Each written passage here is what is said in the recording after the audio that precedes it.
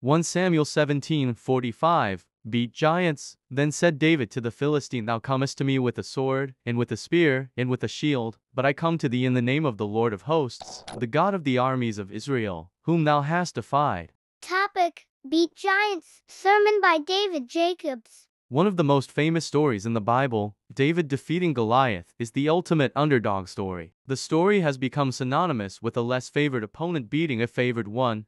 Heard in sports and politics, a David beating a Goliath. There is more to the story than it may initially appear. What is a giant opponent in your life? This story can mean so much more if we apply it to our daily lives. I would like to go over a few lessons for this classic biblical tale. First, there is the lesson to not judge a book by its cover. David was the smallest of his brothers, and when he entered the battlefield in the valley of Elah, Goliath ridiculed him, Saul, and the Israelites for allowing such a small boy to fight against him. Before he shuts his mouth with a stone, David shuts his mouth with the verse above. Contemplate a major life challenge that you are facing. Think of it as if it were a giant, your Goliath. Now approach it the same way that David does. What does your challenge approach you with? Violence, debt, shame, embarrassment, pain, suffering. None of these can harm you. Although David was small in stature, he made up with in heart and faith, as he does throughout his story in the Old Testament. Goliath misjudged him, and our hurdles will also misjudge us if we maintain the same faith and hope that strengthened David on the battlefield that day. The second lesson comes from 1 Samuel 16:7.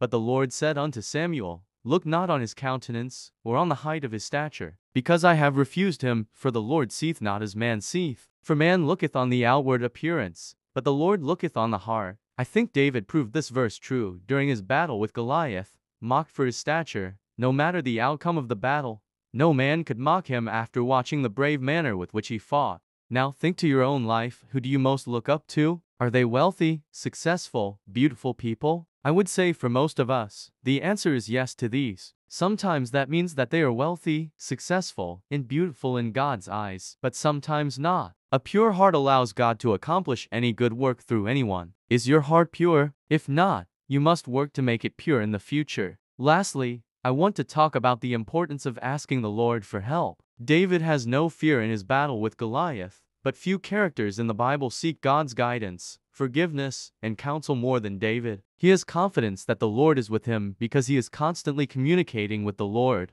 Do you? The lessons from this story can be used to meditate on any challenge that you may face, so that we may also defeat giants. Prayer. A pure heart allows God to accomplish any good work through anyone. And remember of asking the Lord for help. Amen. Thank you for watching. Like, share, and subscribe.